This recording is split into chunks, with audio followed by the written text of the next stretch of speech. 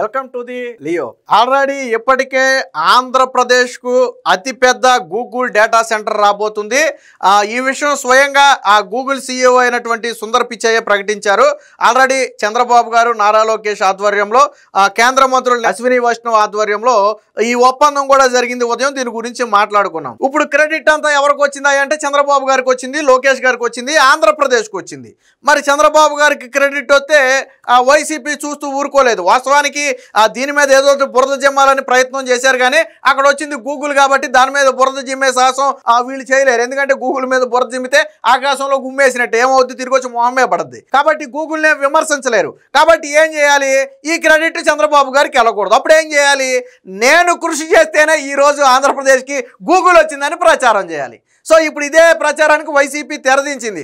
Already ఉదయం దీని ఒప్పందం జరిగిందో లేదో ఇప్పుడు దేశం మొత్తం ఆంధ్రప్రదేశ్ వైపు చూస్తుంది.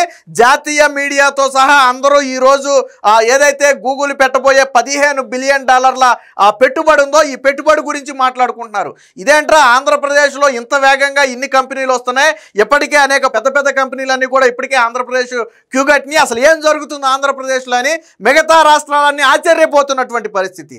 కాబట్టి ఏం చేయాలి? అందులో మనం కూడా ఎక్కడో చోట మనం ఉన్నామని చెప్పుకోవాలి జగన్మోహన్ రెడ్డి. అందుకని పాపం వైసీపీ పేటీఎం బ్యాచ్ని రంగంలో దింపుంటాడు. వాళ్ళకేంటంటే చంద్రబాబు గారికి మంచి వస్తుందన్నా, చంద్రబాబు గారికి పేరు వస్తుందన్నా వాళ్ళు చూస్తూ ఊరుకోలేరు. అది చెడు అనుకోండి చంద్రబాబు గారి బాధ్యత, అది మంచి అనుకోండి మా వల్లే వచ్చింది, మా వల్లే వచ్చింది. ఏదో అనకూడదు, కానీ ఏదో అంటారు కదా, ఎవడికో పుట్టిన పిల్లలు నా పిల్లలు అని చెప్పుకోవడానికి సిగ్గులేదురా, ఎవడో కష్టపడి తీసుకొస్తే మేము తీసుకొచ్చామని చెప్పుకోవడానికి సిగ్గులేదా అన్నట్టు ఇప్పుడు తీసుకొచ్చింది చంద్రబాబు గారు. దాని వెనక కృషి చంద్రబాబు గారిది. అటు కేంద్రాన్ని ఒప్పించి, ఇటు గూగుల్ని ఒప్పించి ఆంధ్రప్రదేశ్లో పెట్టుబడి పెట్టే విధంగా చేసిన వ్యక్తి చంద్రబాబు గారు, నారా లోకేష్. క్రెడిట్ ఏదన్నా ఉంటే వాళ్ళు తీసుకోవాలి. కానీ ఇప్పుడు ఏంటి, చంద్రబాబు గారు, నారా లోకేష్ కాకుండా జగన్మోహన్ రెడ్డి కృషి చేయటం వల్ల ఈ రోజు డేటా సెంటర్ వైజాగ్ వచ్చిందంట. వినగానే ఏమనిపిస్తుంది మనకి, అన్నవాడిని పేళ్ళు 4 బేకాలు అనిపిస్తుంది కదా. సో ఎవరన్నారో చూడండి ఒకసారి. వాళ్ళే వైసీపీ వాళ్ళు మొదలు పెట్టారు. ఇదిగో ఇది ఆల్రెడీ మొదలైందో లేదో కొద్దిసేపటి క్రితం, అయితే 5:30 ఈరోజు సాయంత్రం అనమాట. థ్యాంక్ యూ వైఎస్ జగన్ అంట. ఓకే, థ్యాంక్ యూ ఎందుకు చెప్పాడో నాకు కూడా తెలియదు. జగన్ మార్క్ అంట సిబిఎన్ శాడిస్ట్ రూల్ అంట. అంటే శాడిస్ట్ రూల్లో డేటా సెంటర్ వచ్చింది. ఇప్పుడు ఈ శాడిస్ట్ రూల్ అని ఈడే చెప్తాడు, కింద వైజాగ్కి డేటా సెంటర్ వచ్చిందని గర్వంగానే ఈడే చెప్తాడు. సరే, ఎవరి వల్ల వచ్చిందనేది చెప్తాడు చూడండి. ఆంధ్రప్రదేశ్ జగనన్న కనెక్ట్స్. ఇక్కడ ఏం రాశాడు చూడండి, వైజాగ్కు డేటా సెంటర్ వచ్చిందంటే దానికి కారణం కేవలం ఆయన వల్లే. ఆయన అంటే ఎవరు? వైసీపీ వాళ్ళకి ఆయన అంటే ఎవరు? జగన్మోహన్ రెడ్డి. దీనికి ఏం చెప్తాడంటే, గతంలో గౌతమ్ అదానీ వైజాగ్లో డేటా సెంటర్ వస్తుందని గతంలో ఎప్పుడిది 2023 సెప్టెంబర్ 29న అదానీ తన సోషల్ మీడియాలో ప్రకటించారంట. అదే న్యూస్ ANI ఒక జాతీయ మీడియాలో కూడా వచ్చింది. మరి సెప్టెంబర్ 23 అంటే తర్వాత దాదాపు ఏప్రిల్ మే దాకా, అంటే ఆల్మోస్ట్ 10 నెలల నుంచి ఏడాది పాటు జగన్మోహన్ రెడ్డి సీఎంగా ఉన్నాడు కదా. ఏ రోజైనా సరే దీనికి సంబంధించి ఒక్క అడుగు ముందుకేశాడా? పోనీ ఈ ఎంటైర్ వ్యవస్థలో గూగుల్ డేటా సెంటర్తో ఒప్పందం జరిగినట్టు కానీ, గూగుల్ నుంచి అధికారిక ప్రకటన కానీ, సుందర్ పిచాయ్ నుంచి అధికారిక ప్రకటన కానీ ఏమైనా వచ్చిందా? రాలా. కాకపోతే ఏదో ఒక న్యూస్ ఆ రోజు వచ్చింది, వైజాగ్కి భవిష్యత్తులో డేటా సెంటర్ రాబోతుందని చెప్పారు. అదిగో ఆ రోజు డేటా సెంటర్ రాబోతుందని చెప్పారు, ఈ రోజు వచ్చేసి. ఇంకో 10 ఏళ్ల తర్వాత వచ్చినా ఏం చెప్పుకుంటారు తెలుసా వీళ్ళు? 10 ఏళ్ల క్రితం మా అన్న చెప్పాడు, ఈ రోజు వచ్చింది. అరే మీరుండగా ఎందుకు రాలేదు అంటే దానికి సమాధానం ఉండదు. అసలు ఎప్పుడైనా సరే గూగుల్ CEOతో జగన్మోహన్ రెడ్డి మాట్లాడా? పోనీ గూగుల్ని ఎప్పుడైనా సంప్రదించాడా? అరే వచ్చిన వాళ్ళు వచ్చినట్టు మనం తరిమేస్తుంది కదా. అసలు పెట్టుబడిని ఆహ్వానించింది జగన్మోహన్ రెడ్డి. జగన్మోహన్ రెడ్డి ఏ రోజైనా పెట్టుబడిదారులు రండి అన్నాడా? పెట్టుబడుల సదస్సుల కోసం వెళ్ళాడా? ఒరే దావోస్ సదస్సులు జరుగుతున్నాయి, ఎలాంట్రా బాబు, చిన్నదో పెద్దదో పెట్టుబడి వద్దంటే అక్కడ చలి ఎక్కువగా ఉంటది, గడ్డగట్టేస్తుంది, స్నానం చేయలేము. పోనీ ఆంధ్రప్రదేశ్కి ఏమైనా పెట్టుబడులు తెచ్చారంటే ఇప్పుడే కోడి బొదిగింది, పిల్లలు గుడ్లు పెట్టాలి, పెద్ద అవ్వాలి, ఇది కదా మీరు చెప్పే కథలు. జగన్మోహన్ రెడ్డి దావోస్ సమావేశానికి ఒకసారే పోయినట్టున్నాడు, కానీ కూతుర్ని కలవడానికి 100 సార్లు వెళ్ళాడు తాను సీఎంగా ఉండగా. దావోస్ సమావేశానికి ఒకసారే పోయినట్టున్నాడు, కానీ కూతుళ్ళ దగ్గరికి 100 సార్లు. ఇప్పుడు మళ్ళీ వెళ్ళబోతున్నాడు. సరే, ఇప్పుడంటే అధికారంలో లేడు, అది వేరే విషయం. మనం జాకీ పరిశ్రమని మనం తరిమేశాం. సౌత్ ఇండియాలోనే అతిపెద్దదైనటువంటి అమర్రాజు బ్యాటరీస్ని మనం తరిమేశాం. పక్కన 10,000 కోట్లతో సగ తెలంగాణలో పెట్టుకున్నారు. తర్వాత ఫ్రాంక్లిన్ టెంపుల్టన్ని మనం తరిమేశాం, లూలుని మనం తరిమేశాం.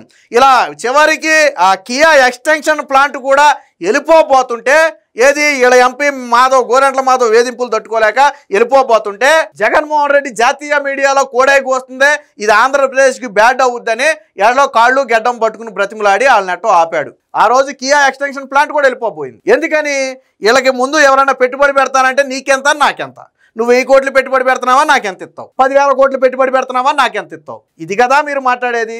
సిగ్గు శరం ఉండొద్దా? ఈ రోజు వచ్చినటువంటి ఏ ఆర్టిఫిషియల్కి సంబంధించి ఈ హబ్బుకి కానివ్వచ్చు లేదా గిగావాట్ హైపర్కి సంబంధించినటువంటి ఇది కావచ్చు గూగుల్ వచ్చిన దానిలో వీళ్ళ పాత్ర ఏమైనా ఉందా, ఇసుమంతైనా ఉందా? పోనీ మా హయాంలో సంప్రదింపులు మొదలయ్యాయి అని చెప్పుకోగలరా మీరు? ఏ రోజైనా చెప్పుకోగలరా? గూగుల్ నుంచి ఏ రోజైనా ఒక అధికారిక ప్రకటన వచ్చిందా? ఈ రోజు గూగుల్ CEO స్వయంగా చెప్పాడు, ఎస్ మేము విశాఖపట్నంలో పెట్టబోతున్నాం. మా అమెరికా బయట పెట్టబోయే అతిపెద్ద పెట్టుబడి, భారతదేశంలోనే అతిపెద్ద పెట్టుబడి, ఖచ్చితంగా ఇది భారతదేశానికి ఉపయోగకరంగా ఉంటుందని మేము భావిస్తున్నామని చెప్పి స్వయంగా CEO చెప్పాడు. మరి మన హయాంలో ఎందుకు చెప్పలా? మన హయాంలో మనం పోర్టులన్నీ తాకట్టు పెట్టిన ఆదాని చెప్పాడా? మన ఆంధ్రప్రదేశ్లో ఉన్న సర్వం ఎవరికి తాకట్టు పెట్టాం? మనం ఆదానికి తాకట్టు పెట్టాం. అలాంటి ఆదాని ఏదో వైజాగ్లో డేటా సెంటర్ రాబోతుందని చెప్పాడంట. ఆ రోజు చెప్పాడు కాబట్టి ఈ రోజు వచ్చిందంట. అందుకని ఇదేం రాశాడు చూడండి, వైజాగ్ డేటా సెంటర్ వచ్చిందంటే దానికి కేవలం ఆయన వాళ్ళేనంట. సిగ్గేమి అనిపించలే కనీసం. ఒరే మనం ఇలా పెడితే మొహం మీద కంట్రీని చూస్తారేమో, మన ప్రమేయం ఇసుమంత కూడా లేనప్పుడు మనం చెప్పుకుంటే బాగోదేమో. అసలు జగన్మోహన్ రెడ్డికి పెట్టుబడి ఏంటంటే తెలుసా?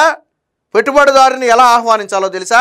మనకి ఎంతవరకు తెలిసిందేంటి? కమిషన్లే కదా. మనకి ఎంతవరకు ఏం తెలుసు? కమిషన్లు తెలుసు, స్కాములు తెలుసు, అంతేగాని పెట్టుబడులు తెలియదు కదా. ఏ మోహం పెట్టుకుని ఎప్పుడో అదాని ఏదో వస్తుందని చెప్పాడంట, అందువల్ల ఈ రోజు వచ్చిందని వీళ్ళు చెప్పుకుంటున్నారు. ఆదాని ఏమన్నా గూగుల్ డేటా సెంటర్ రాబోతుంది నేను సుందర పిచాయ్తో మాట్లాడే ఆంధ్రప్రదేశ్కి అని చెప్పాడా? ఆ రోజు చెప్పాడు. ఆ రోజు మీరు ఆంధ్రప్రదేశ్లో అన్ని తాకట్టు పెట్టాడు కాబట్టి మీకు జాకీలు వేయాలి కాబట్టి వేసి ఉంటాడు.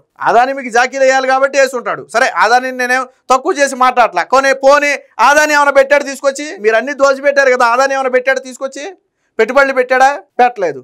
కానీ ఈరోజు ఎక్కడ చంద్రబాబు గారికి క్రెడిట్ వెళ్ళొద్దు, ఎక్కడ జాతీయ మీడియాలో చంద్రబాబు గారిని పెద్దగా పొగుడుతారు, ఎక్కడ ఆంధ్రప్రదేశ్ ప్రజలు చంద్రబాబు గారిని శభాష్ అంటారు, అది వీళ్ళ భయం. అందుకని వీళ్ళు మొదలు పెట్టారు. ఇది శాంపుల్. ఇలాంటివి చాలా వస్తాయి. కాకపోతే కొద్దిగా మనం ఏదైనా ఒక పని చెప్పుకోవాలంటే కనీసం ఇసుమంతైనా మన పాత్ర ఉంటే, కనీసం ఎక్కడో చోట మన ముద్ర ఉందరా అని అనిపిస్తే తప్పో ఒప్పో చెప్పుకోవచ్చు. అసలు గూగుల్కి జగన్మోహన్ రెడ్డికి ఏమైనా సంబంధం ఉందా? ఏ రోజైనా దాని టాపిక్ వచ్చిందా? ఈ రోజు డేటా సెంటర్ అంట వచ్చిందంటే వైజాగ్కి వీళ్ళ పుణ్యమేనంట. ఇంకా నయం చంద్రబాబు నాయుడు సీఎం అయ్యాడంటే జగన్ పుణ్యం అనలా. ఇది మటుకు నిజంగానే జగన్ పుణ్యం అనుకోవాలి. ఎందుకంటే జగన్మోహన్ రెడ్డి అరాచక పాలన చూసే పాపం చంద్రబాబు గారిని ముఖ్యమంత్రి చేశారు. నువ్వు ఇలాంటి పెట్టుబడులు తెస్తే కనీసం ప్రతిపక్ష హోదాన్న వచ్చేది కదా జగన్మోహన్ రెడ్డి. నిజంగానే ఆ రోజు నువ్వు పెట్టుబడుల కోసం పరితపించుంటే, వచ్చేనే రాలేదో పక్కన పెడదాం, పెట్టుబడుల కోసం నువ్వు తాపత్రయపడి పెట్టుబడులను రప్పించడం కోసం విశ్వ ప్రయత్నం చేసుంటే, అరే జగన్మోహన్ రెడ్డి కూడా పాపం ప్రయత్నం బాగానే చేశాడు, సరే రాలేదంటే మనం ఏం చేస్తామో అనుకోవచ్చు. నువ్వు తేకపోగా వచ్చినాయన్ని నువ్వు ధరిమేస్తవి. ఈ రోజు ఏ మోహం పెట్టుకుని వైజాగ్లోనేమో పెట్టుబడుల సదస్సు అని పెట్టి ఆ యూట్యూబర్లనో లేకపోతే ఏదో ఇన్ఫ్లుయెన్సర్లు తీసుకొచ్చి అలా కోట్లు వేసేసి అక్కడ కూర్చోబెట్టి అది పెట్టుబడుల సదస్సు అని చెప్పి డమ్మీ పెట్టుబడులు వచ్చేసినట్టుగా కల్పించేసి ఒక్క పెట్టుబడి వచ్చిందా? ఒక్క పెట్టుబడి జగన్మోహన్ రెడ్డి వైజాగ్లో పెట్టుబడుల సదస్సు అని పెట్టాడు కదా, ఒక్క పెట్టుబడి వచ్చిందా? దాని నుంచి ₹1 ఎవడైనా పెట్టాడా? సాధారణంగా ఒకసారి ఒప్పందం కుదిరితే ప్రభుత్వాలు మారినా ఇవి నడుస్తాయి. కానీ జగన్మోహన్ రెడ్డి హయాంలో ఎందుకు రాలా? మీరు ఇన్ని లక్షల కోట్ల పెట్టుబడి పెట్టారని చెప్తే ఏది ఒకటే కనపడదే. మీరు చెప్పండి, మచ్చుకు 2 పేర్లు చెప్పండి. ఇదిగో మా జగన్ హయాంలో ఇది వచ్చింది, ఇంతమందికి ఉద్యోగాలు ఇచ్చాం. ఏ 2 చెప్పండి. 2 అంటే వైసీపీ దిగజారుడు రాజకీయం చూడండి. చంద్రబాబు గారికి క్రెడిట్ వస్తుందంటే కాదు, అది మా క్రెడిటే. అది ఎవరికో పుట్టిన పిల్లలు మా పిల్లలని చెప్పుకోవడానికి, ఎవడో పడిన కష్టానికి మేము పడిన కష్టం అని చెప్పుకోవడానికి సిగ్గులేదు. మీరు సిగ్గుపడాలి కనీసం.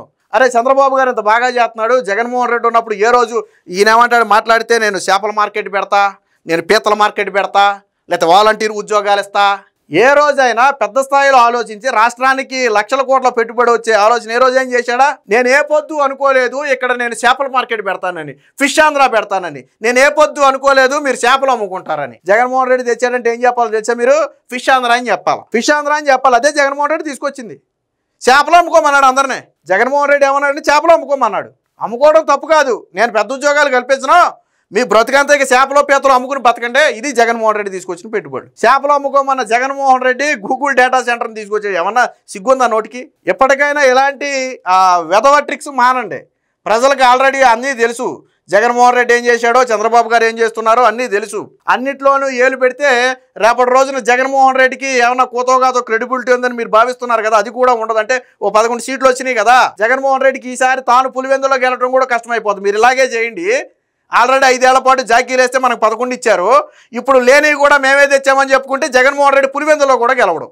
కాబట్టి పేటీఎం బ్యాచ్ ఎప్పటికైనా ఇలాంటి అబద్ధాలు, అసత్య ప్రచారాలు మానుకుంటే మంచిది. Please subscribe to Leo news for more videos.